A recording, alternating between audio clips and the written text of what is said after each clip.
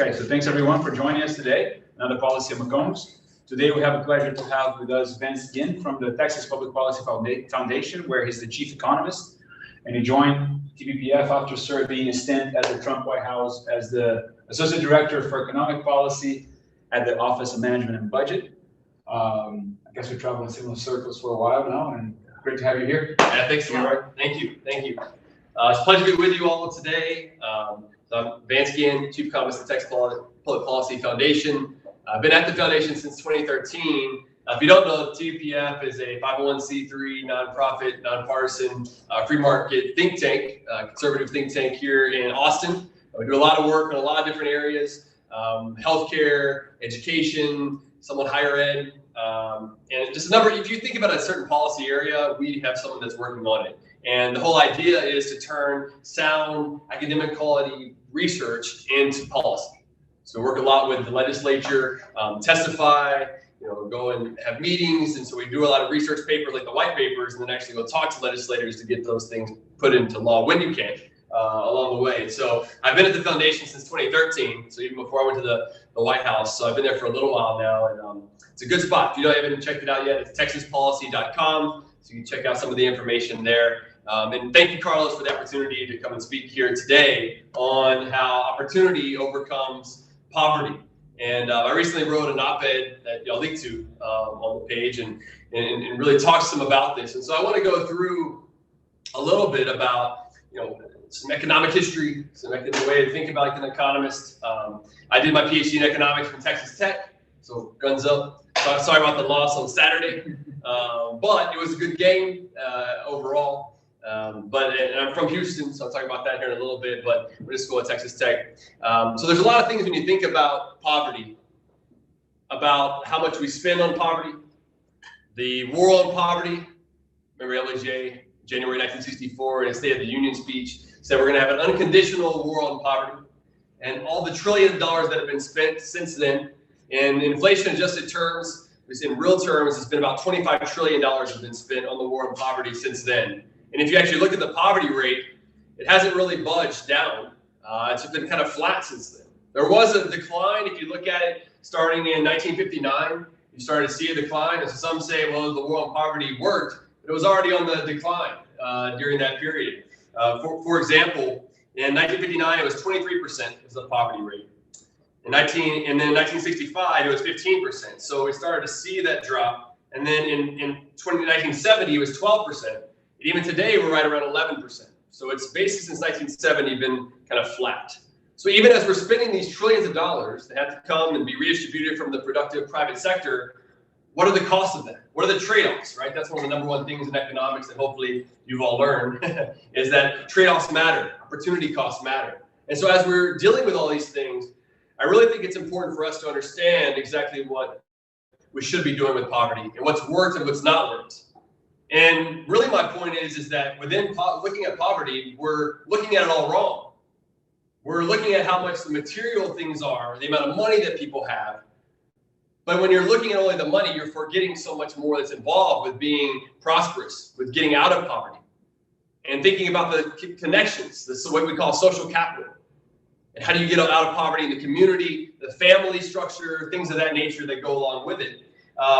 And so whenever you're trying to get out of the situation of poverty, we really need to think about it differently. And one of the points of that is that institutions matter.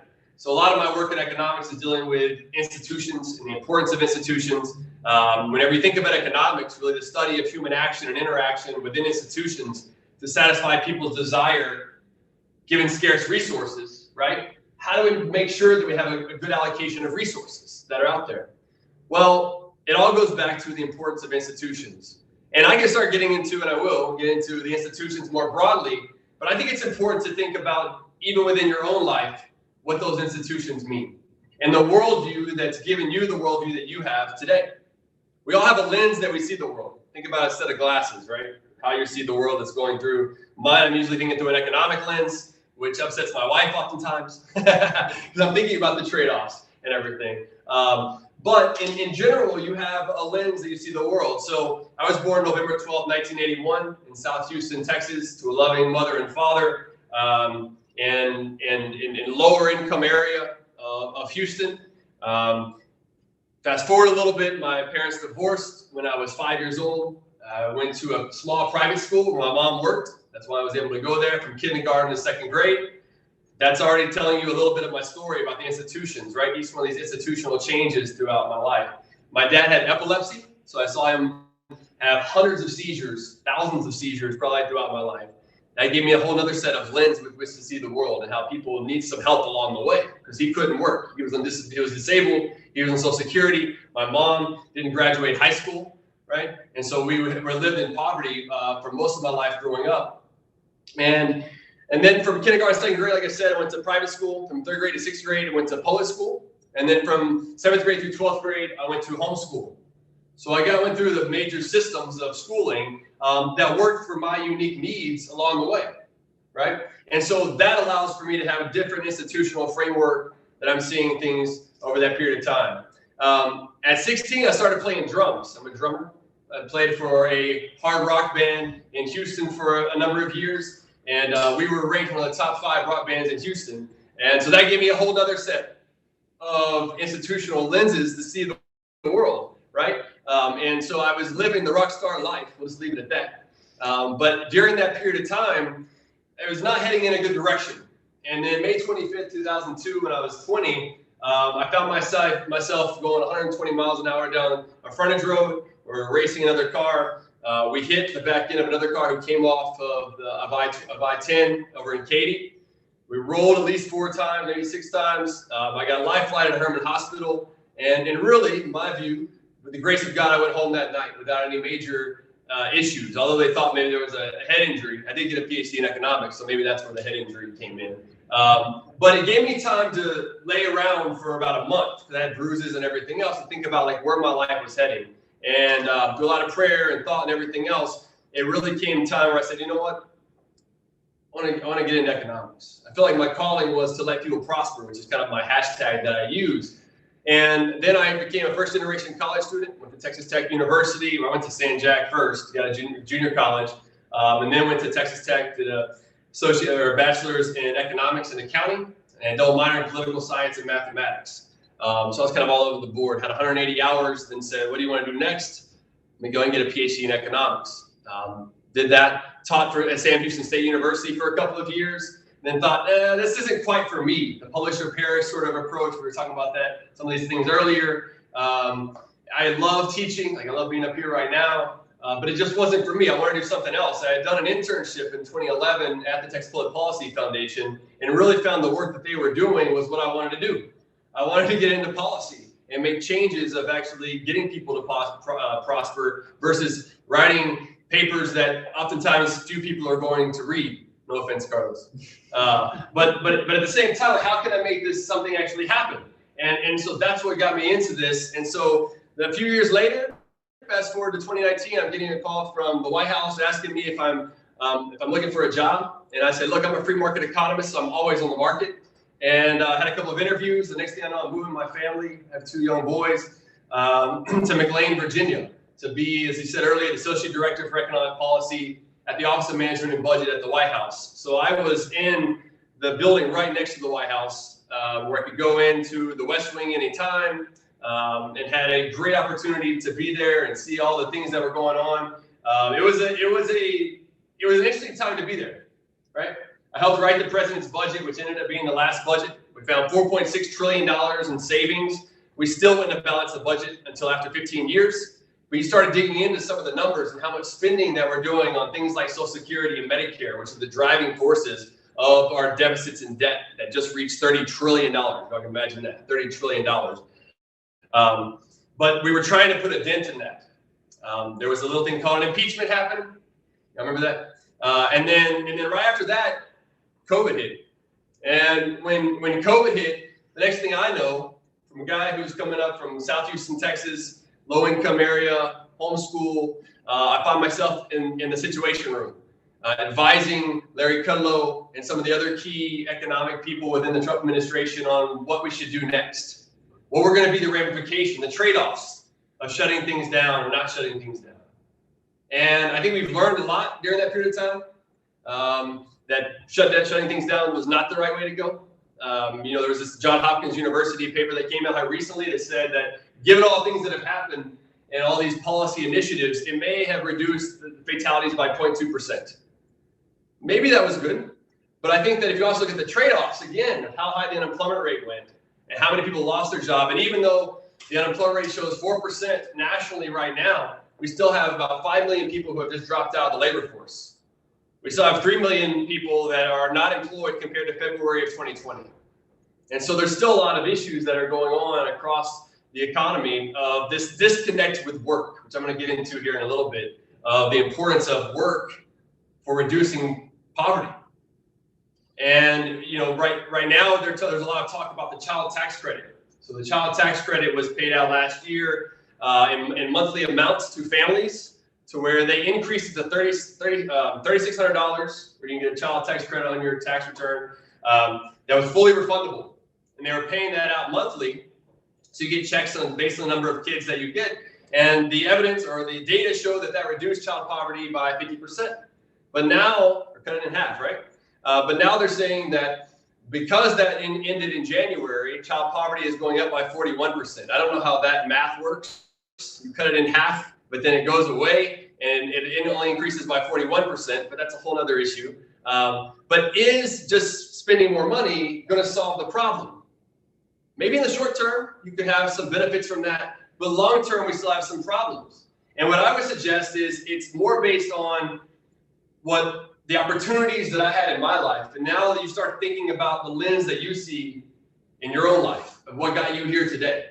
We all came from different places, right? Did anybody come from Houston? Anyone from Houston? No, we got one person from Houston. Okay. But we're all from different places. And so when you start thinking about the lens that you see the world, that's going to help to give you a perspective that no one else has.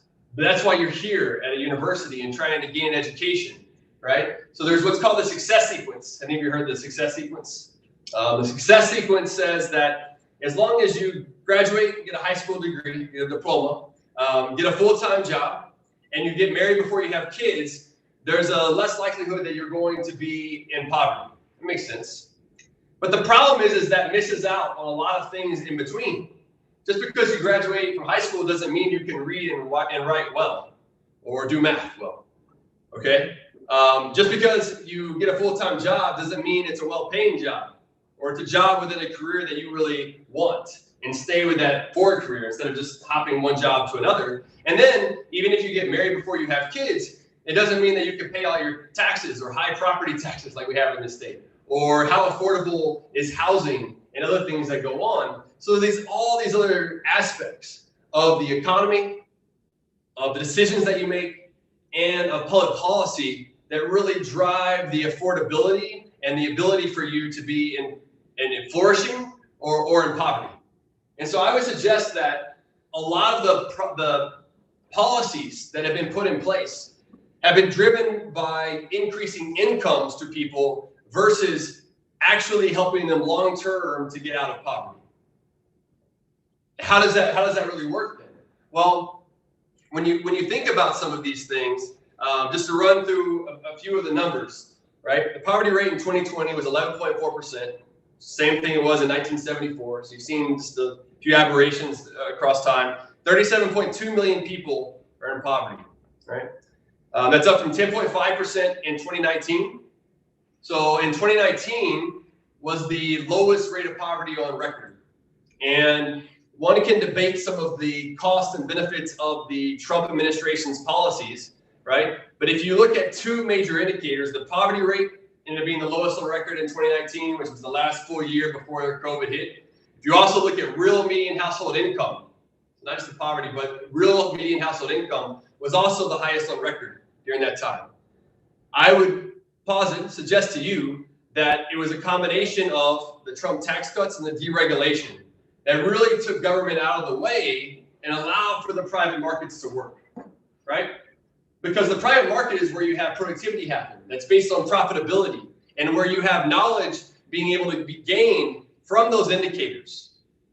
You know, Frederick Hayek, one of my favorite economists, talked about the knowledge problem, where if you have a small group of people like within government thinking that they know best, they suffer from this knowledge problem because they don't have all the information gain from the signals that are out there in the marketplace from prices and from profits. And when you don't have those, it's difficult to then allocate resources. So the government tends to allocate resources poorly, right? And as you've spent $25 trillion since, that's in real terms, inflation adjusted terms, since 1964, I would hope that we'd be in a much better situation if things were going well and just saying, let's give out more money. So what else does it look like? The white poverty rate in 2020, 10.1%. The black, 19.5%. Almost double. Non-marital births tend to be roughly 3 times the poverty rate across groups. So it's important about getting married before you have kids. The white non-marital, so the non-marital births for poverty was white was 28.4%, black 70.4%. Right? Education is also important. Right? No high school diploma, 24.7% in poverty. 24, almost a quarter. Finished high school, 13.2%. Right? Bachelor's or more, 4%.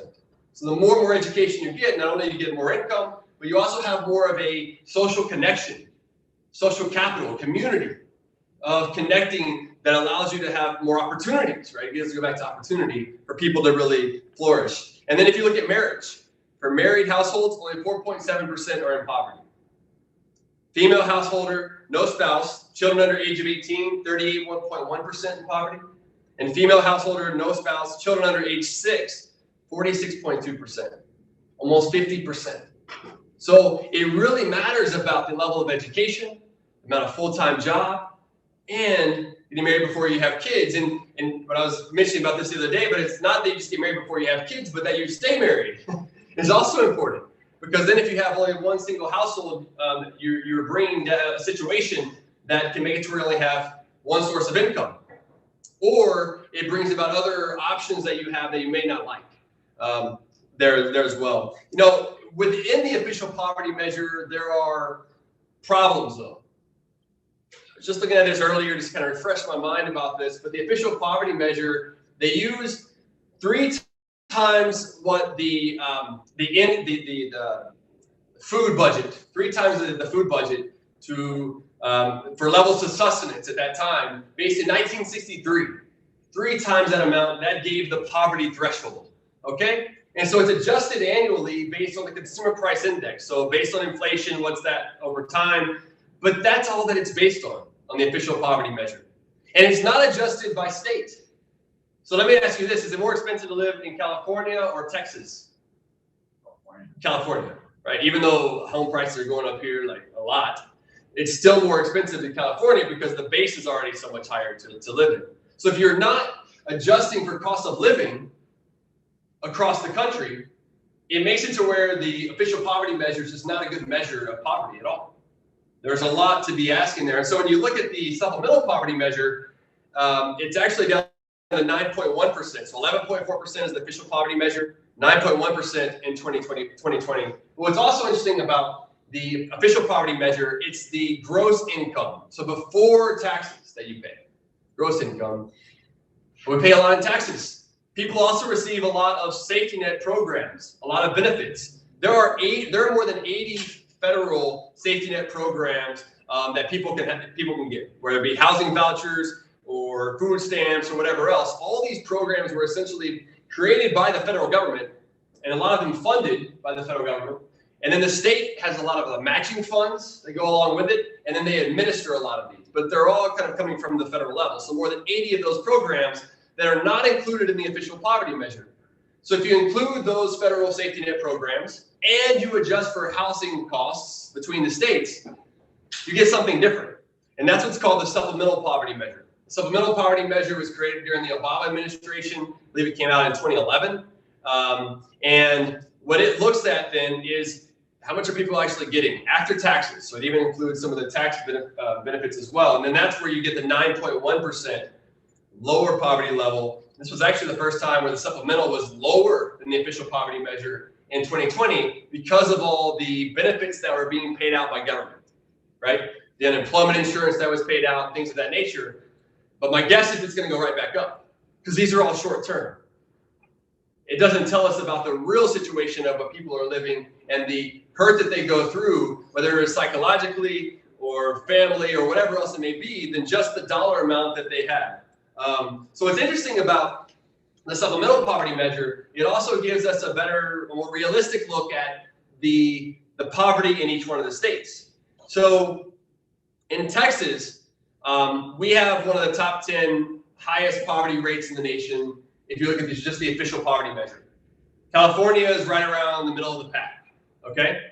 And so a lot of times Texas will get a lot of flack for that. Be like, why does Texas have such a high poverty level or poverty rate compared to the rest of the nation? And California is middle of the pack. California must be doing it right and Texas not, all right?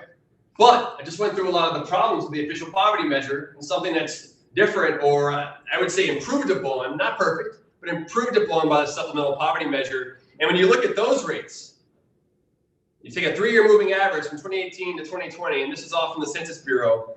The US, 11.2%. So I'm just going to talk about the 4 biggest states in terms of population and economic output. So you have California, Texas, Florida, and New York. So 11.2% of the supplemental poverty rate across the nation. California, 15.4% when you adjust for housing costs, right? And some of these other factors, high taxes. They have the second highest marginal income tax rate in the nation. And then what about the one that has the highest, which is New York now? New York has a 13.3% supplemental poverty rate, okay? And these are all from that 3-year average of 2018 to 2020. Florida, 14%. It's actually a little higher than New York. And Texas, 12.5%. Texas, 12.5%. So we're closer to the national average of 11.2% compared to all these other states. And I think it's important to look at these 4 states to have some sort of comparison, because they are the largest states in terms of population, economic output, but there are also similarities where very diverse population. In fact, in between California and Texas, there are a lot of similarities that are there.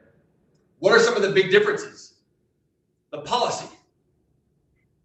Also, when you look at these 4, California and New York tend to have more progressive policies, right? High taxes, high spending, higher redistribution of income to try to reduce income inequality, to try to reduce poverty, things of that nature. Whereas in Texas and Florida, you have more conservative free market sort of policies that are put in place that says, you know what, growth is the best way to bring about less poverty, less income inequality, and those things, versus the government trying to redistribute income. And if you look at one measure of economic freedom, it's coming out of the Fraser Institute. It's called the Economic Freedom of North America. And this is the latest data that they have available, which would have been for 2019, because it's a couple years old when they published this. But the United States globally, the world ranking, they rank the 6th most free according to the Economic Freedom of the World Index. Again, this is 2019, so before COVID and all that stuff hit. New York ranks dead last, the least economically free. And this is based on 3 major variables: government spending, taxation, and regulation, right? So according to their measure, if you have a higher amount of a burden from government spending, then that's going to give you a lower ranking. If you have higher taxes, it's going to give you a lower ranking. If you have higher regulation, especially in the labor market, you're going to get a lower ranking. And so New York ranks 50th. California, 49th, right? On the other side of things, New Hampshire ranks the most free. Tennessee ranks the 2nd most free. Florida ranks 3rd, and Texas ranks 4th.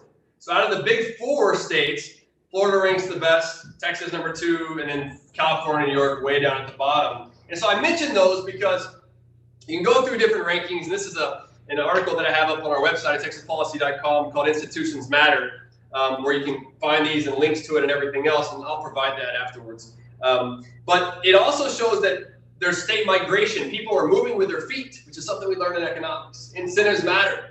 So these lower burdens of places to move is also where they are moving. So the most inbound places, Florida ranks 9th out of all the states, Texas 19th, California 44th, New York 47th. And I can go through some of these other ones, but what about the economic indicators, right? So if you look at over a period of time, so not just 1 year, but over a 20-year period, the average unemployment rate was the lowest out of these big 4 states in Texas, 5.6%, 6% in Florida, 6% in New York, and 7.2% in California. The highest out of these was in California. But then what about income inequality? Do you take the top 10% income shares of the total income? And some would say that California and New York should have lower income inequality than places like Florida and Texas. Not true. Texas has 47.3% of income goes to the top 10% income earners. That's the lowest out of these four. California, 50.5%, Florida, 56.1%, and New York, 57.2%. Part of that's the financial sector, right? New York, there's a lot of flow of funds. But even with that, if you think about the progressive income tax structure that they have there should be a redistribution of that income. And that's not what you're finding when you look at the data. Again, there are reasons for providing more economic freedom, lower government spending, lower taxes, and less regulation to support more economic growth, more job creation, so that way that you can have lower income inequality, where the marketplace is directing resources compared with government. And I think this kind of gets into this idea then of what's happening. If the institutions matter, right? I started off here with institutions matter in our own lives, but it also shows that it matters within this great system that we have called federalism among the states. It's not that we're just going off the federal government. We're actually seeing this laboratory of competition among the states. And Texas and Florida continue to be the leaders in getting people out of poverty. That seems to be showing us that there are some indications that we need more of that overall. Now, there are still housing costs that are going through the roof, which we could talk about local zoning laws. You could talk about some of the other issues that are happening at the local level. But in general, in Texas, we don't have a personal income tax, which I think is a huge blessing. We're one of 9 states to not have an income tax. We have a high, we were talking about this earlier, we have a high property tax though, right? And we have relatively less government spending at the state level, and we have sensible regulation overall, which is one reason we call it the Texas model of more economic growth and prosperity. But why then do we have the 6th most burdensome property tax? Well, some would say because we don't have an income tax, so you need to have that. You know, in Texas, we've actually banned or prohibited the state from having a personal income tax. There's no statewide property tax in Texas. It's all local. These are all local property taxes between cities, counties, special purpose districts, and then school districts, which the school district is really determined by the state. So it's because of state funding formulas that they have in place. So it's really a statewide property tax. The Supreme Court has kind of put Band-Aid upon Band-Aid with our property tax system, but it's something that needs to be resolved. And I just mentioned that because there are other states like Tennessee that doesn't have an income tax, and their property tax burden for homeowners is 36th or 6th. Florida is the 26th, so they're about middle of the pack. They don't have an income tax either. So it really comes from excessive government spending at the local level. That's one reason why I've been working on this a lot, called fiscal rules, where you try to restrain the amount of government spending at the state level. We just passed a stronger state spending limit, or they did in 2021. So that'll help based on population growth and inflation for the state, putting that in statute. But I think we need to do more at the local level as well, making sure that every one of those dollars are being spent wisely, right? And because if not, I mean, every one of those has to go into increases in taxes. In Texas, we have a balanced budget amendment that says that if you're going to spend more, you've got to tax. So you have to bring in the same amount, and the Texas comptroller certifies that every year. Now, we know that doesn't happen at the federal level, right? I mean, the last 2 years, there was a $3.2 trillion deficit and then a $2.8 trillion deficit. So $6 trillion increase in the national debt just over the last 2 years. And now that puts us above $30 trillion in national debt. It's a massive amount that's out there. Just interest in the debt alone last year was $562 billion. $562 billion. Getting close to the amount we spent on national defense and some of these other areas that are there. It begins to crowd out. And so we got to think about is, again, how are we spending these dollars? And it's all taxpayer money in the process. And we've seen some of the results of what's happening with excess spending whenever you look at your budget, right? So inflation is up 7.5% year over year. But if you look at where those dollars are coming from the Fed printing so much money, I mean, it's still continuing to go down through the system. Their balance sheet growing at a massive rate. The producer price index, which are wholesale prices, are up 9.7% year over year. So that still means that more inflation is heading our way. It's not this but more of the it's not happening there. But more of the persistent type of inflation that's happening overall. And so I bring up these things because it's important to think about how we're spending each one of those dollars. And it looks at each one of these when we're thinking about how much is going into quote unquote poverty relief. And whenever we've been looking at this at the Texas Public Policy Foundation, we recently joined what's called the Alliance for Opportunity, which is with two other think tanks. One is the Pelican Institute in Louisiana, and the other one's the Georgia Center for Opportunity in Georgia. There's the website called allianceforopportunity.com, where we went through and made a policy roadmap saying, here are the issues that are going on with poverty, and here's what the research says of how to get people out of poverty. And now we're going to make a basically how-to guide of here's the policy recommendation, and then here's how you implement it. And we go through about 70 different policy recommendations. I'm not going to go through all those today. But I think what it highlights is how we can be doing things so much better. Again, we need to rethink poverty, rethink what we're doing and trying to send out money to make sure that the dollars are actually going to the people we're trying to help. In my mind, this isn't a right issue or a left issue. This should really be a bipartisan issue across the political spectrum. Because when we're spending these trillions of dollars every year, and $25 trillion over the last 50 years, and still not getting the results that we want, we need to be rethinking these things. And to make sure that the dollar is going to people we're trying to help, whatever the program may be. So some of those programs, one of those big programs is TANF, the Temporary Assistance to Needy Families, which in Texas, we spend about $1 billion a year on TANF for low-income people that are in poverty, right? Try to give them some sort of basic assistance so that they can pay for some of their bills. And it's pretty flexible. It's really just kind of cash. But if you look at the $1 billion, only 4% of the $1 billion goes to basic public assistance. And that's not from TBPF. That's from the Center for Center for Budget and Policy Priorities, CBPP, DC, which is the leftist center think tank that's up there. And they show us only 4% of the TANF dollars that go to basic public assistance. Now, there's a lot of other things it goes to, but a large part of that is also to bureaucracy, administrative costs. And so one of the things that we did this past session with some of our research was said, you know what, we need to start doing independent efficiency audits of these programs and of other state agencies. You know, the state of Texas has what's called the Sunset Commission, where they'll go through, they'll look at and see whether or not these programs should exist. And but a lot of times nothing's really done. They'll do a report and nothing's done afterwards. There's a state auditor's office, which does some great job on some of the audits that are done. But what we said is, like, we really need a third party, a private sector to come in and look at what these programs are doing, look at what these agencies are doing, and are we getting the bang for the buck, right? Are we getting the outcomes that we want? To where the dollars, scarce taxpayer dollars, remember trade-offs matter, scarce taxpayer dollars are actually going to the people we want to help. And so that bill was passed. That bill was House Bill 1516 this past session. And so the first report from that will come out in November of this year. So we're excited to see what that shows. And hopefully we can find ways within the legislature down the road to actually see real reforms being made. There's also a need to streamline a lot of these programs. The programs, in many ways, end up being just paper pushing by bureaucrats within these agencies versus actually trying to help the people who need the help.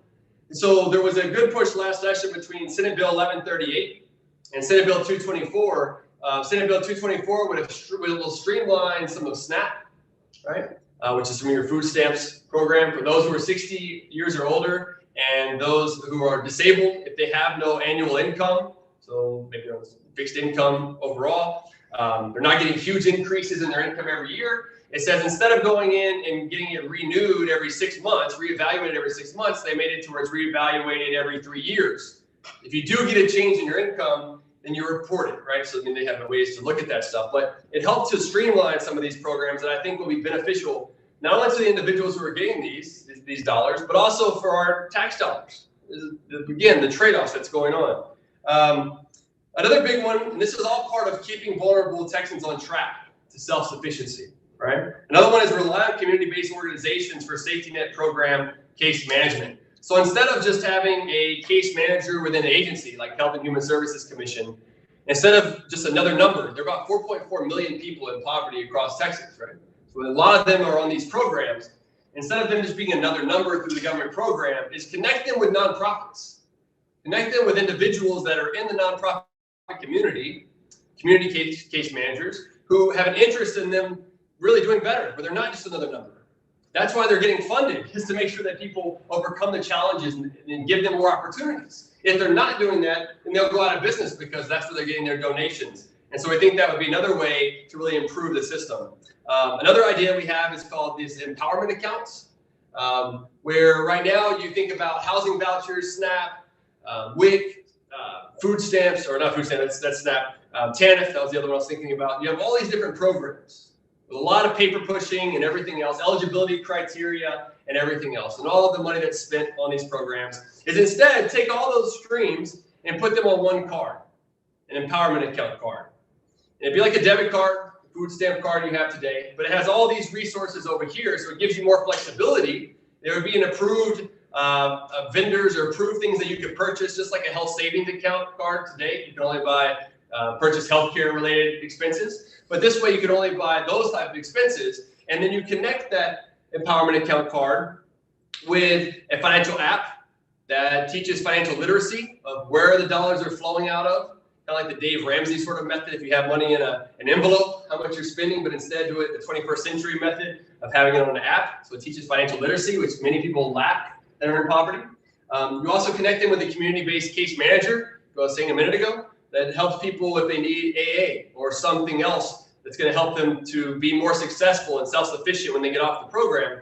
And then finally, find a way so that it incentives matter, incentivizes people to be frugal with those dollars. So when they get off the program, instead of having what we call a benefits cliff, where when you get off the program, each additional dollar that you earn, you lose a lot more money in welfare or safety net payments, have it to where they can keep that as savings when they get off to smooth out some of those welfare cliffs.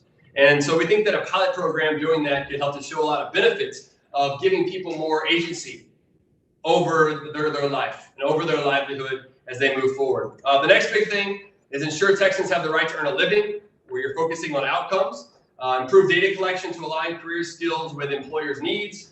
There's a lot of need for that right now with all of the job openings that are out there and the number of people unemployed, the huge skills mismatch problem that's going on across the state. I think there are better ways to align those, of course, within the private sector first, but the government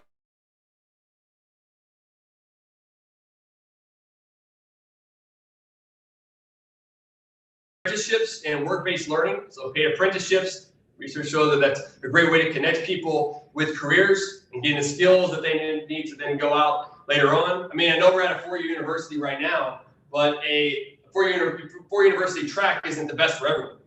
There's a lot of need right now out in the labor market for career and technical education, CTEs, and finding ways to get to that point where it's outcome-based funding. If we're going to fund these things from the state, they should be based more on outcomes versus just another input for people to get in the classroom. I think that would be important there as well. The third big bucket is remove barriers for Texans to gain the dignity from work.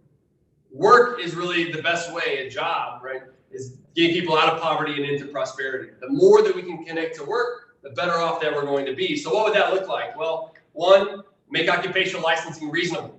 Too many of our occupational licensing are keeping people out who otherwise could start a career.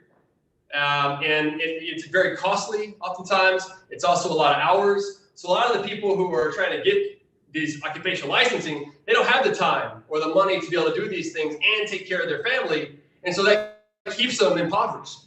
So we should be removing those as much as possible, removing those licenses or, the hours or something to reduce those costs. Expedite driver's license for formerly incarcerated. So a lot of the work we do at TPF for a number of years, it's our Right on Crime initiative, is criminal justice reform. It's trying to get people who are formerly incarcerated back into the workforce, back into their way of life as soon as possible, just being self-sufficient. And right now we find is it's very difficult to get a driver's license, right? And sometimes it may have been 2, 3, 4, 5 years since they have renewed it. They have to go back and do the whole process again, which is costly for them. And when they do that, that means less time that they can go back to work. So it's like this downward spiral, getting back in the same situation that you were in. So many times they turn back to a life of crime and stay impoverished for a while. So how can we start to speed some of those driver's licenses up so that they can get back into the workforce? And so we're looking at different pieces of legislation to do that. Approve waivers to spur innovation and economic growth. There's a good idea right now called regulatory sandboxes that you allow for state agency heads to have more flexibility and freedom to waive certain regulations or licenses within certain areas. That way you allow the marketplace to work. That way you allow incentives to matter. Ideally, this would happen across the entire state.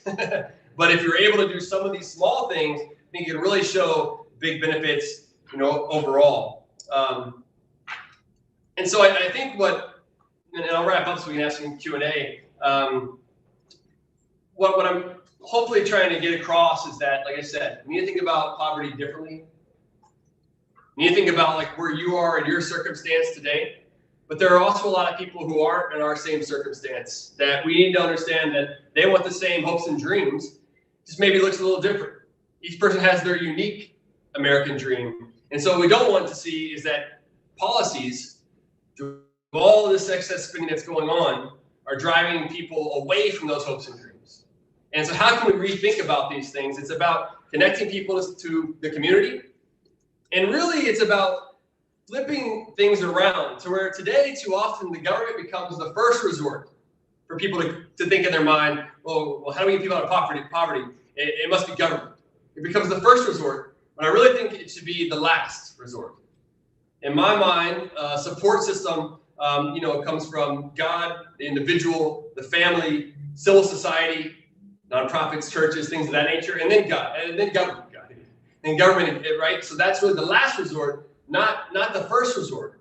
And when we do that, I think that will help us to overcome a lot of the obstacles that are there. Because whenever you're going through your life, when we're thinking about your own lens, it's usually not the government that got you up on your feet again and being self-sufficient. It was usually yourself. And that's what we find even when we poll people who are in poverty, is that they're like, look, we know it's upon the individual to make themselves better off. You can only give them so much money, but if they don't have the incentive to do it themselves, they're going to stay in that same situation. So how do we start to change some of those things? And I hope what we're doing is showing this from a state level. The Alliance for Opportunity, what we're doing at TPF and in Texas, is that over the course of the next 5-10 years, we want to get 1 million people off of poverty. 700,000 of those just in Texas is what our goal is. We really want to change a lot of the dynamics. If we can show that this works in states, given our system of federalism, and show a proof of concept, then we can show that we need these changes at the federal level as well.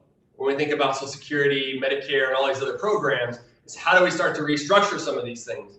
A lot of that happened in the 1996 welfare reforms that ended up being from a Republican, House and Senate at the time, and a Democrat president, Bill Clinton. Major reforms happened then, and we saw benefits afterwards.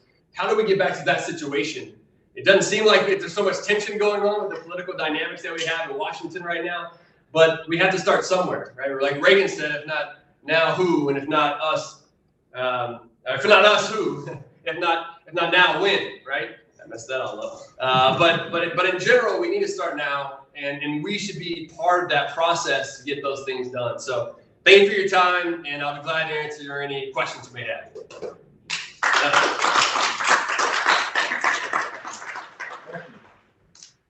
Yes.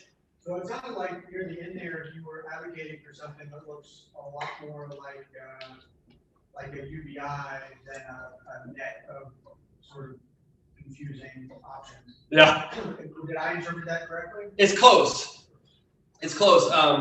The difference though with the UBI, universal basic income, right? I think there's some issues with that though, because it's for everyone.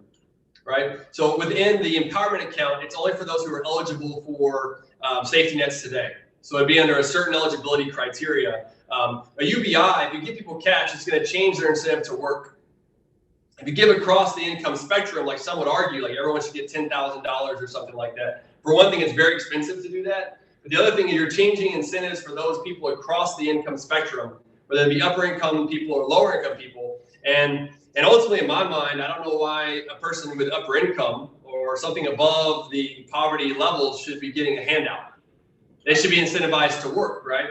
I think the standard claim Yeah. is almost exactly what you just said.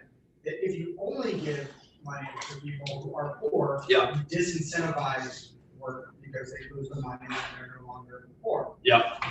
So that's the justification. Yep. To prevent those perversions. Sure, but my concern would still be that they have perverse incentives then across the income spectrum compared to just that small group, or that group, and it's pretty large overall. But how do we reduce then those people that are in poverty now? There still needs to be time limits, and that's why it's also like the empowerment account be tied to work, education, or training. That way, it's getting them back on their feet again. And so I think the UBI has some good parts to it. For example, some of my favorite economists, Frederick Hayek and Milton Friedman, were in favor of a UBI, but that was only if you eliminated all the welfare system that we know. And I don't think that's politically possible, unfortunately. I mean, because I would hope that we had a flourishing economy. So I was bringing up a lot of the numbers about what's going on in the states, right? And what seems to work better is that we should be reducing burdens from government, not increasing them. And in my mind, the UBI is expanding government too much. So, in the absence of other hands, one other question, because I'm going to have to run out for a meeting. Okay. But going back to your comparison between the states, Yeah. How much, and I'll say up front. That's a good question. Can they hear the Yeah, question? All right. Can I repeat the question? Mic's on the room. Oh, there you go. All right, cool. All right. I will admit that I'm sympathetic to your view, but I do wonder when you compare, say, California and Texas, Yeah. how much of the increase in poverty in a place like California has less to do with they're not pulling people out of poverty, and more to do that when you're trying to pull people out of poverty, you attract more people in poverty, so that people flock to California for, you might call it a handout, but also just call it for help. Yeah, and so the incentive effect, you're handing it out, incentivize more people to come. The issue though is we're seeing that people are moving the other way. People are fleeing California and New York and moving to places like Texas and Florida. I can imagine that those are rich people and poor people are offsetting that to some extent moving to California. I don't know that to be true. Yeah. But I suspect if I was poor, I would kind of like to be in California. Yeah. So you can have some of those dynamics, but the other thing to think about, which is important to look at the supplemental poverty measure, is the cost of living. So the individuals there, it's very expensive. The housing affordability is very low, whereas here it is more affordable.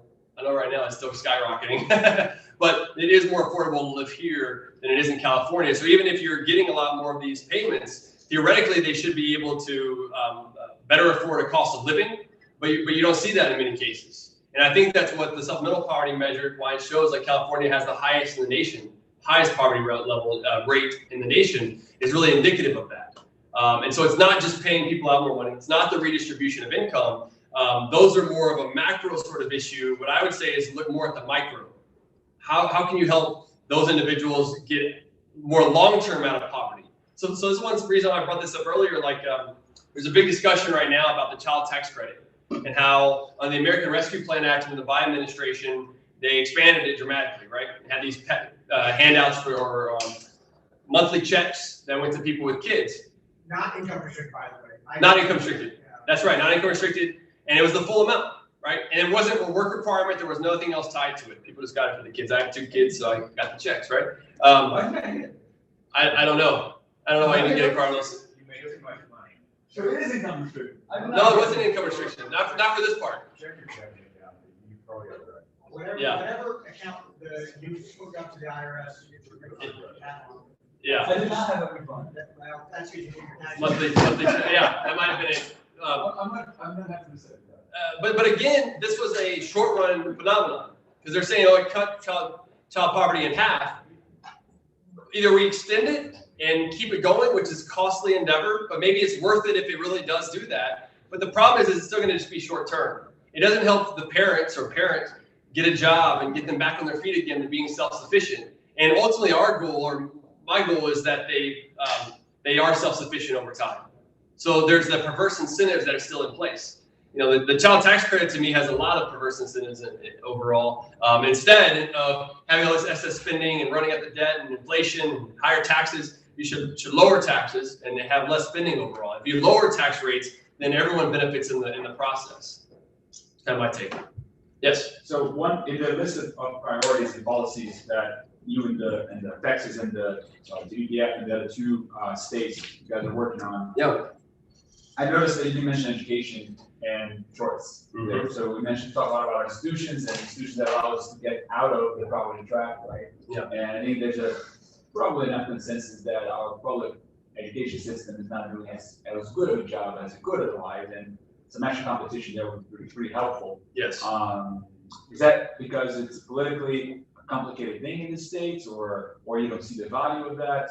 What's your, I guess, TPP's position on it, your position on it, what the research says? Yeah. So TPF, we have our what's called Liberty Action Agenda for the legislative session, and it's our top 10 priorities that come out. We have a whole bunch of others too, but the top 10, the number one on our list is universal school choice. Like that's our number one thing. Number two is eliminating property taxes, which is a big one that I'm trying to do. And number three is limiting spending, right? So you have all these things in place. And so I think school choice, to your point, is essential for advancing human capital. And it's unfortunate that we have a situation in Texas where that's not the case. And it's based on the political dynamics, the political will to not get that done, where the teacher associations, which are essentially teacher unions, fight hard against it. You also have a lot of the rural areas where that's their number one employer. And if it's the number one employer, it makes it difficult to win votes in order to be reelected. And so I think that there's going to be a lot of different dynamics coming this next session. Given what's happened with COVID, given the mask mandates and not mask mandates, or schools closures, not school closures. I mean, we've seen a dramatic number of kids where parents have taken their kids out of the public schools. And there's been a huge shift to homeschool. And so I think a lot of these trends will continue, which means that people are going to be even more interested, incentivized in order to find ways to provide choice in Texas. Because if not, you have a situation where the legislature determines the school finance formulas, the number of dollars going to each school, and then we have these school districts who determine the tax rates, but really it funds the way that the legislature funds schools. So one way we're trying to get rid of property taxes is to use surplus funds at the state level, general revenue, excess taxpayer dollars collected, to buy down the school maintenance and operation property tax each time. So it's not raising any other taxes or anything else. It's just saying, look, limit spending to population inflation, which is already our new state spending limit. Any money above that, buy down the property tax until it's eliminated. And eventually, maybe one day we get to a point where we broaden the sales tax base and it's eliminated, overnight. But we've got a process to get there. But you're seeing school choice is really starting to expand across the nation. In different states, and so I'm hopeful, given the situation we are in Texas. It's unfortunate that we haven't already been there, but we need to get there. They had a hand up, and I'll Yeah, okay. back to So I just wanted to, the general property taxes is obviously a big priority. That's effectively a substitution to sales tax, right? Yeah. Obviously, we all like less spending. Right. Most of us in the room. But I never quite followed the full argument. What is it that is so much better about the sales tax relative to that? From your perspective? It's a good question. It's one that we have often. So the property tax seems to be the best because it's closely connected to the services being rendered, is the idea anyway, right?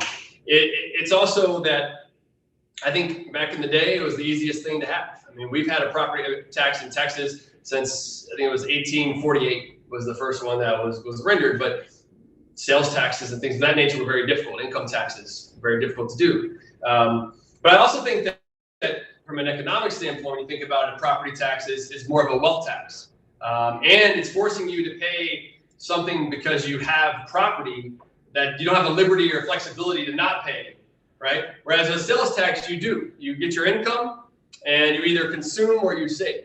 And so you have the flexibility, the freedom to be able to determine that. Also from an economic standpoint, if you're taxing capital, which is essentially a property tax, you're reducing the ability for more economic growth. If you think about the solo growth model, savings, capital accumulation, and all that, Whereas with the sales tax, if you're taxing consumption, you're incentivizing, on the other side, more savings.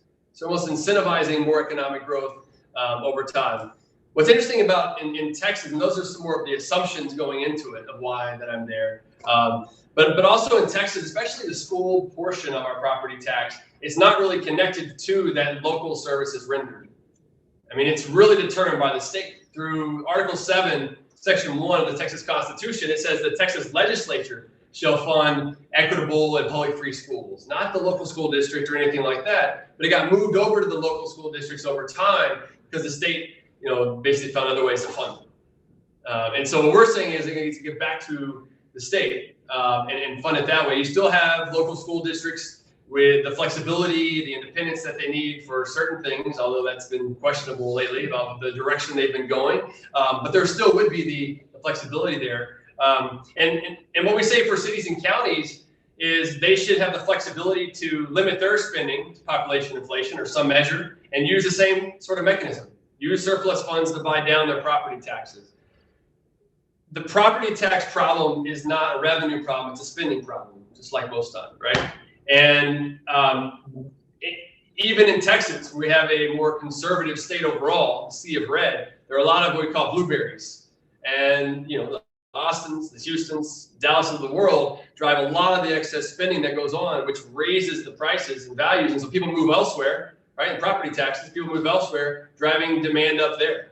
And so it's kind of this domino effect that we're seeing across the state. And it's not going to be a utopia once we eliminate property taxes. As I said, once, not if. But when we do, I think it will benefit the state. And then we would not have an income tax or a property tax. Businesses would want to flock here. That's what our dynamic economic model shows, that about 770,000 more people on net would want to move to Texas because there's going to be more jobs and opportunity than other places where you would live. And then you focus on spending being the problem versus property taxes that just continue to ratchet up every year from no fault of their own. And usually what I get attacked on, is what I thought you were going to say, is on the regressivity part, right? And lower income people pay a higher amount of sales taxes than on property taxes, and that's just not true. Because property taxes are also a flat rate that lower income people are also burdened by more than upper income people, so it's regressive. And those sort of measures of regressivity that even the Suits Index, the top Texas comptroller puts out, it doesn't include the ability for lower income people not to be able to buy a home. The sales tax doesn't usually keep people from buying something. The property tax does. That's a huge difference. And it tends to force the lower income people out of the property more often. Once you buy something with a sales tax, you keep it, right? Whereas if you buy it, if you get a house paying the property taxes, many people in East Austin right now that are on fixed income, their property taxes payments per month are more than their income, and were more than their mortgage payments were back in the day, substantially more. And so that's why they're losing their home. Whereas if you move to a sales tax, it would be much less regressive than the regressive nature of overburdening lower income people with our property tax system. So that's my take.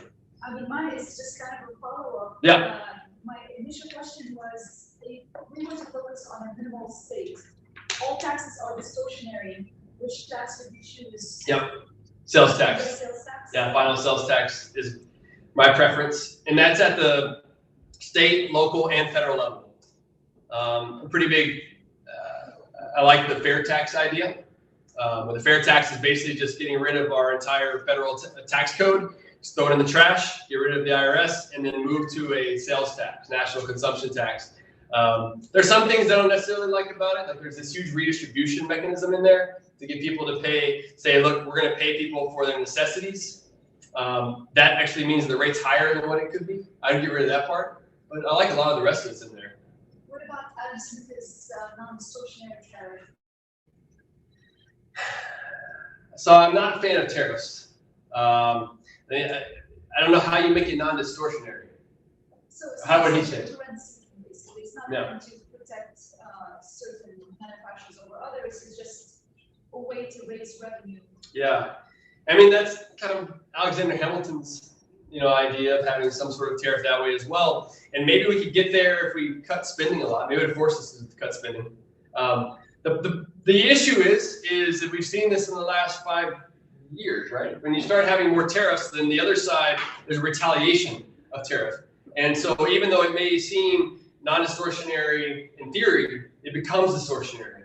And it creates more problems. I mean, the latest numbers are actually showing we have the highest amount of trade deficit even during that period. And now, even now, with the tariffs on China and other places, imports continue to exceed exports. That was not supposed to be the situation. And it's because we import a lot. We consume a lot as America. We're a rich country. And so how do you deal with some of those issues? My thought is that you start building more trade alliances with the people that China competes with. Like the Trans-Pacific Partnership, I think could have been a good opportunity at that time. So you put more pressure on China to change versus the tariffs. I mean, it's a communist government. They don't really care too much about their populace because they don't have to worry about getting reelected. So they can agree to whatever the agreement is within that trade deal, but then they have a lot of incentive to cheat, which they do. And so I think that we need to look at other opportunities to get there. I know there's other ideas of like a head tax. I think a head tax kind of interesting. I just think mechanically a sales tax tends to work pretty fluidly with a lower cost where you don't really need a lot of administration that's done. If it's just have one sales tax. You know, one way that we thought about was if you broaden the sales tax base, we exempt $42 billion worth of sales tax goods and services in Texas, $42 billion per year. The school M&O property tax is about $30 billion a year. So we exempt more than just the school M&O property tax, okay? So you broaden it enough to where you're not double taxing things. I would never want to VAT. I'm not a fan of the value-added tax because of the distortionary effects of that. But if you broaden it enough, even if you include unprocessed food that's not taxed today or over-the-counter drugs, which those are debatable, but you can actually lower the sales tax rate. It's currently 8.25%. It's the maximum it can be in Texas. You can lower it to 8.21% just by broadening the base and making it less distortionary than what it is today. So, yeah. First and foremost, I just wanted to get honored for coming out here. It really does mean a lot. I'm not in the Texas McCombs department. I'm in the College of Liberal Arts. Okay. But I read your testimony. I shared similar ones. So I wanted to come on here. Thank you. Most of what you said, I didn't comprehend. Okay. I feel like this room is, but this part about the labor market here, where it says like the best path to prosperity is a job, as work brings dignity, hope, and purpose to people. And first, I don't half of that might not be true, like the bringing dignity, hope, and purpose part. That's definitely found in God. But I did have a question because I do a lot of work with the homeless community, which is the lowest level of poverty, right? Yeah. And so I speak to them personally. I document their testimonies as well. A lot of these people, even in spite of not having a job, they already have dignity, hope, and purpose. But then they go to seek jobs, which are advertising as being the best path to prosperity, and they get discriminated against. Even the job application, they already don't qualify because they don't have a home address. So what is the best response to give them in regards to this approach towards reaching prosperity and being found in a job? Yeah. Well, thank you for doing that, because that is a community that needs a lot of assistance along the way, as you know. Yeah. And it is unfortunate that that's the situation. I mean, there are anti-discrimination sort of laws where that shouldn't happen, but we also know that sometimes it does happen. And so there's not what my answer would be is that we need as many jobs as possible. That way, if one doesn't want to hire them, they have somewhere else to go. This is one of the important aspects of economics, is that we need more economic growth. One of the reasons why in the 1990s you had a reduction in the poverty rate was not only the Welfare Reform Act in 1996, was that you had a decade worth of economic growth. One of the reasons why the poverty rate was lower in 2019 and the real median household income was the highest was that you had basically a decade worth of economic growth. So the more times you have less distortionary policy, more growth, you have more jobs, more opportunity for people to get those jobs. And so, what I would say to these individuals is look, just keep searching. Just keep out there, apply to as many places as possible. And because it can be tough. And right now it's interesting because there are so many more job openings than the number of people that are unemployed, even in Texas. right? Where it's been difficult for people to get people to work, for employers to get people to work, to where, you know, places like Dairy Queen, for example, is paying in Round Rock, where I live, I think it's $15 an hour. And so given how much people were being paid not to work, on unemployment and other things for a while, it's incentivized, or it's pushed a lot of these employers to pay even higher amounts, which drives some of the inflationary pressures that are out there. So that would be my key thing, is saying we need more growth. We need more opportunity for these individuals to get a job. One follow-up question. Yeah. I'm a part of a nonprofit organization on campus as well. I'm the special women's co-coordinator. We're planning a homeless opportunity project. So Pat's like giving care packages to them with daily necessities like food and things. Would you recommend that something more beneficial would be like compounding a list of jobs where they actually qualify to work at and giving them opportunities? Yeah. I think that would be really good. Along with maybe a list of community-based organizations that they can get more resources from. I think would be good. And TexasPolicy.com, we do have Jumpstart. It's a Jumpstart, an organization that helps folks coming out of jail.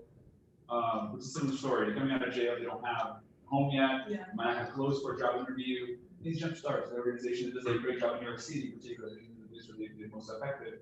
Where a lot of the programs say, okay, here's some, here's how you apply for a job. Here are the things you can do and they give them, try to connect employers there they work with ahead of time. They are, helpful in getting folks back in the workforce. And that has shown huge success. That Jumpstart, take a look at that. Yeah. Community first. Yeah, community first. Alan, yes. he's doing with homeless is amazing. Community first. Yeah. Thank you, guys. Yeah, and those are good. Michelle Steve, she works with our homelessness issues at TUPF. So I know she's working on some other policy areas that we get to connect with too. So, Carlos, go back here and I'll come back. Yeah. Yeah, there was also throughout the talk, there's an emphasis on social capital. Yes. Over just net income. And I was curious, because you mentioned you need these community board case managers, we need that net of social safety net. And I guess I was wondering in terms of any funding, how do we fund those managers? Would it mean what you were saying oh, we have too much of a bureaucracy? Are you saying we should switch those funds over more to that local case manager at the level, or how should we fund that? Yeah, it's another good question. So there are some taxpayer funds that go to these local organizations now that are nonprofits, but in my mind, it would be more funded by civil society, like businesses, individuals. They're funding these nonprofits.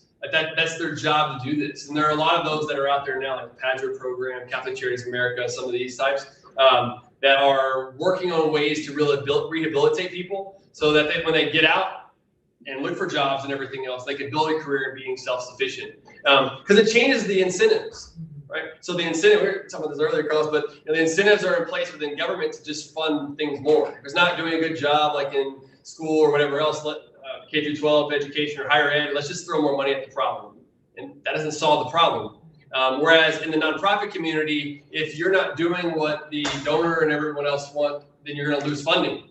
And when you lose funding, then you lose jobs. You have to close down. There's actually incentives in place. That's a structure for it to work. It's not quite the profit and loss that you have in the private sector, right? But there are still those connections that it sends signals. And so what I would suggest is find good avenues to donate money for those places, or find places to work at those places. So that way you can start to connect people to the resources that are needed, because it's needed a lot, right? That's why she was saying a minute ago, that's a great service that you're providing. Thank you for doing that. And so we need more people within those types of institutional frameworks so that people can prosper and have ways out of whatever they're going through. Yeah. Yep. So you mentioned the balanced and unbalanced budget amendment, which we are a balanced budget state, but you had a cap on spending limit. Spending limit. Yes. And population growth and inflation, little key word there. Yes. That was put in place perhaps before we realized that we were about to jump into a 7% inflation. I know. Okay? Yeah. So my guess is that the comptroller is looking at a giant revenue burst coming in. Sales taxes, because prices are up, sales taxes are up, so the state's going to have a lot more money, and that's also true from the property side, right? Yeah. We miss a huge opportunity to cut in real terms the size of the government by having that thing be indexed by inflation. Mhm. Are there any opportunities to, cut the size of the beast, even in Texas, based on the differential between, because my concern. Yep. Well, I think in relative terms, you're gonna get more money in than the factor of growth of spending. Is that true or not? It seems to be that way. Yeah, just right now, the Texas comptroller, and this was as of November, he had the certification revenue estimate that said that we were gonna have $12 billion surplus. $12 billion surplus. And that's just general revenue, which is only about half the budget. So that's not everything else. And we've got about $12.6 billion in the rainy day fund. So we could have about $25 billion on a $250 billion biennial budget. So the last thing you want is increase the UT budget by 7%, just cuts. Yeah. Right? Yeah. Don't do that. No. So how do we fight that? Yep. So it's a pretty massive increase that we're talking about, just $12 billion, okay? So it's gonna be well above population and inflation. I agree with you, it'd be something less would be nice. There's a lot of research and literature on this that says population and inflation, if you're adjusting in real terms and per capita terms, that you're at least keeping it frozen over time. That's the idea behind population growth plus inflation. But you're right, now we have this massive 7.5% CPI, population growth coming too. So we could get, by the way, is that the CPI. The index in the Yes. the CPI. Mm-hmm. So it's a US CPI, and then it's based on Texas state population. So it could be, and this is on a biennial basis too. So we'll see what that numbers look like. But I mean, it could be to where, given the numbers, you could get close to 10%. This last cycle was 5% population growth plus inflation. So we could get to 10% pretty quickly. But remember that the spending limit is always a maximum. This is what I always try to get across. I know. The incentives in place for politicians to spend up to the maximum, but that doesn't mean they should spend. And one thing that I would point out is from 2004 to 2015, the biennial spending increases at the state was 12%, and population plus inflation was 7%. So 5 percentage points higher was how much more they were spending than just population growth and inflation. Well, in 2016, starting that year, 2015 actually, we started the conservative Texas budget, started putting out a lot of data and information about the need for spending limit and restraint. There was political changes that happened around that time as well. But if you looked at the period from 2016 to 2023, the budget they just passed, the biennial budget growth rate, the average growth rate over that period is now 5.2%. So it went from 12% to 5.2. And then that's population plus inflation of 6.2%. So instead of being 5 percentage points higher than it was before, it's now a 4 percentage point lower. The problem is that we were overspending so much then that the base is so much larger. And so we've still got to continue to correct, even though I think it was a great thing. I would argue we have the strongest state spending limit in the nation now, but there's still a lot, to your point, we can't just be spending money on X, Y, and Z without really understanding what's behind the numbers. That's where we come in and say, look, we should be doing zero-based budgeting, start from scratch with these budgets and move your way up. And making sure that we have programs that are effective and efficient. It's difficult within government to think that a lot of them are efficient, but at least try to start, and that's one reason why we're doing these independent efficiency audits. Let's have, like, I don't know, different or private organizations like KPMG come in and start analyzing government of what they could be doing differently. I mean, of course, the fear is that they'll just say you need to spend more. But at least it gives us more insights from the public, the taxpayer's perspective of where those dollars are going. And then another thing is program-based budgeting. We do all of our stuff through what's called strategy-based budgeting. So these massive strategies, which makes it very difficult for the taxpayer to understand where those dollars are going. They've done this some, but we need to go to program-based budgeting, where you can look line by line what we're actually spending money on, just like we do with our family budgets. And, that's another thing too, is some people say the government should spend like the family. I always say the government should spend much more conservatively because they're not a family and it's not their money, right? It's all of our money that's going in, so they should spend even more conservatively. You had a question? Yeah. Correct me if I'm wrong, but I think earlier you mentioned that you wanted to do away with like property taxes and instead expand like the sales tax. Right. Something along those lines. What about implementing of that tax? Yeah. So a value-added tax, where it's each stage of production, right? Which in theory should work like a consumption tax. It's a type of consumption tax. But my concern is that each one of those levels of production even if you reimburse them later, it still distorts the economic factors of production at each one of those stages. And so if you're distorting at the lower stages, and you move to the higher orders of production, then you've distorted the entire chain of production, which means that the economic effects at the end are going to be much higher than if you just put on a retail sales tax at the end. And so that's really where I'm at on it. It's more highly distortionary than a sales tax. Is there an implementation issue? Because you have the ability to, you know, and then there's special interests that might also play a role in each one of the steps. Yeah. Something that is on a lot more transparent and thought. Yeah, there's that for sure, interest groups and everything else. There are some, like I know the tax foundation likes that because they say you can basically just pay people at each stage for whatever that amount is. So there's not a net cost at each stage of production. But there still is, because you have to check on what your profitability is based on that tax that you're paying at each stage, even if you get reimbursed later. So there's a timing issue. Thanks for coming. Yeah. So there's still a timing issue that goes on. Anyone want to question? Right here. Sorry. I was just wondering, like, back when we were talking kind of about like the different states and kind of comparing Texas, California, and New York and Florida. So New York and California had like very similar, it seemed like poverty rates. Yeah. And Texas was lower. But then Florida was actually like higher, even though like, so California and New York have like more progressive policies, and Texas and Florida have like kind of more like Conservative policies. Yeah. Yeah. Free market. So what do you think causes that discrepancy where like Florida has these freer policies, but they also have like a higher poverty rate? Yeah, so right. So just to kind of go through those again, Texas is 12.5%, Florida was 14%, California 15.4%, and then New York 13.3%. Yeah. And so a part of it has to do with the different demographics that are within those places. Florida tends to have an older population, a lot of retirees and things of that nature that could be more of fixed income or lower income. And so that can drive up those costs. Whereas in New York, you've got the financial sector that can help to drive some of that down. But it can't explain everything, though, right? So, I mean, you're right to point that out to say, look, you know, Florida has the third most economically free, but then they have a higher poverty rate than New York. So why isn't New York better? Even though they're the last on economic freedom. But if you look at some other measures like the employment to population ratio for 25 to 54-year-olds, so those who have a job between the prime age group, Florida has the highest, 77.7%, whereas New York has 76.3%, Texas 77.4%, and California 75.5%. And then the income inequality part, you know, Florida is more unequal distribution at 56.1% for the top 10% income earners, but New York is even higher, 57.2%. So it's important. That's why I make sure that I put a lot of different numbers in there. You don't want to look at just one measure because it doesn't tell you the whole story.